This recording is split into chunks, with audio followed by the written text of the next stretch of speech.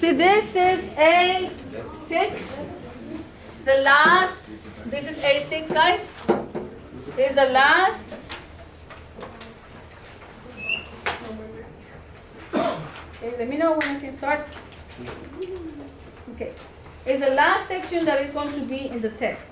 The test is 8.4, 5, and 6. Okay? And it's Monday. I have a review already that's going to be in Unlearn today. And don't forget that you have to copy everything on a piece of paper and work it out there. I'm providing videos, but those are going to be there Saturday night. So you have this Sunday to go through them and check if you did it right or not. I highly recommend do not use the videos just to solve the review. Because what you're doing is you're letting somebody else to do your work, and then you come into the test like, oh, somebody did the work for me, but I can't take the test now. You're gonna fail it, right? So you need to do it on your own and say, I think I did it right because I gave all the answers there. The answer is gonna be provided. Then you go to the videos and check if you're doing it right, okay? Now, if you decide, no, this one, I don't remember how to do it, I wasn't there when we went through this, then go and watch the videos, and then just go try to solve it on your own. That's another technique to do it. All the time, try to solve the whole thing on your own at the end, before the test. Okay, so this is called rational equation because we have rational expressions involved. You have fractions. The first step that we need to start with is get rid of the denominators. So I am going to multiply this side and this side of the equation by a number that is going to help me to get rid of 3 and 2. So that number is the least common multiple. 3 times 2 is 6, right? So I'm going to multiply by 6. 6 works. And then inside I have x over 3 plus x over 2. And this side by 6 and times 10. 6 here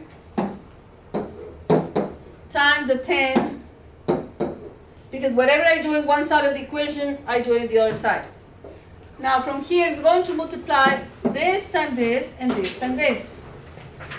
Go. 6 times x over 3. You put 1 underneath. This is 6x over 3 is 2x. 6 divided by 3 is 2x. This is equals to, no minus.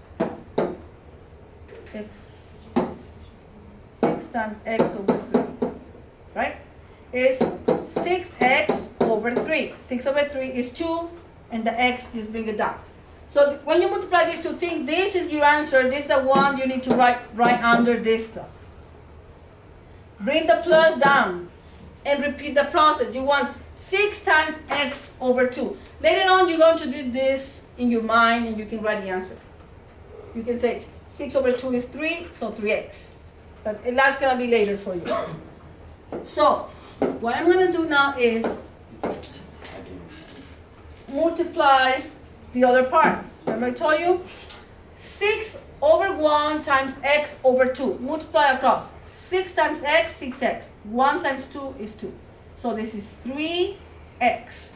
That's what I'm going to write. I'm going to write right there. Bring down the equal sign. This is 60. Then from here, you're not going to let me lie that this is way easier than the original problem. Once that happens, once you eliminate the denominators, the one you get is easier.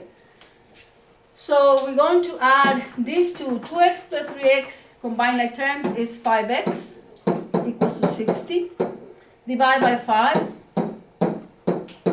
X is 12. So the answer is x equals 12.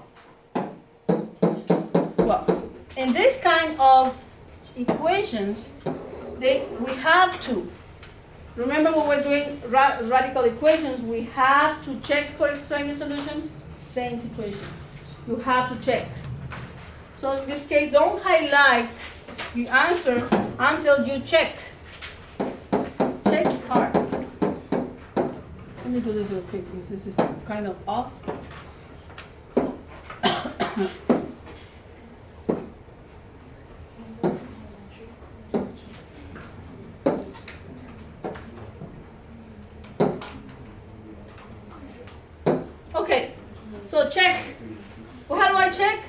saying that 12 is a solution in the original problem. All the time, go to the original problem. So this is 12 over 3.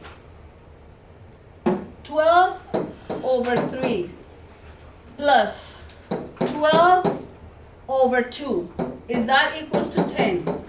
You know, that's something that we are going to find out. So this is not, we're not saying they're equal. We are finding out. Now this is 12 over 3 is 4. We can do that. This is 4 plus 6 equals to 10. 10 equals 10. So this is correct. The one we found is correct. This is right. Okay?